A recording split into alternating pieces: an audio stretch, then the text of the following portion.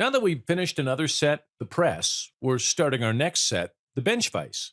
So let's start by modeling the mobile jaw of this set. Opening a new part and activating the YZ plan, we're habilitating the command and we're going to the origin point.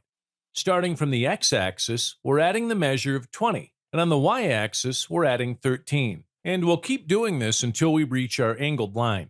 From here, we're adding the angulation of this line in a way that the reference quadrant will be of 300 degrees. As we don't have the line's length, we're leaving it with a throwaway measure for now. Finish the operation, confirm its dimensions, and return to the origin point with the multiple lines. Now we're inputting the remaining measures up until the other angled line. We're adding the angle of 60 degrees, and we're adding a length for both lines to cross over. After finishing the operating, we're habilitating the line partial erase command, and we're cutting the rest of those lines. We can now finish this sketch and select the extrude command, selecting any line and inputting 40 as the length of that extrusion. After that, we're taking a look at the part on its front view, and we'll select its bottom face. Activate the sketch creation option so we can draw on that part's piece.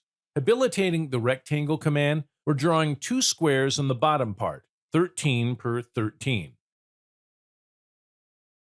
Then, still on sketch, we're selecting the extrude command again, then the cut option, and adding the distance of 20. Now we're rounding the bottom part.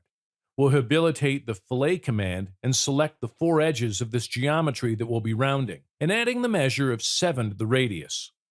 Taking advantage of being on that part's bottom, let's make a threaded hole in it. Habilitating the hole command, let's set its format. On type, we're keeping simple selected, and we'll habilitate the V-type angle with a standard angulation of 118 degrees. We'll activate the Thread Create option using the ISO standard and choose the thread shape M8X1. Then we just need to add the hole's depth, which will be 13. Define the face where it will be added and the center point, which will be set with the help of OSnap, selecting the Center of Face option. Finish this operation and let's move on. Now we're adding the hole located at the back of this part, so we'll need to habilitate the hole command again. Considering the configurations we set on the last hole are active, we're going to alter some stuff, which will be the thread creation option in this case because we're going to deactivate it. We're also inputting the diameter of the hole as 13, and its depth will be 14.1. Now we're drawing the last hole on this part where the pin will be attached. Selecting the part's lateral face, we're activating Sketch on it, habilitating the arc circle, and selecting Relative Point.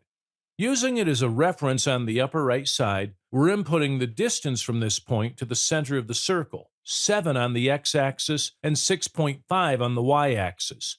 The radius will be 2. Without finishing the sketch, we're habilitating the Extrude command.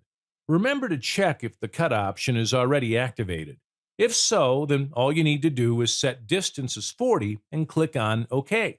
To finish it, we'll go to Color and Material, setting it to carbon steel. And our mobile jaw is done. Well, guys, that's it for today. Remember to subscribe, click the notification bell to receive our alerts for our weekly training videos.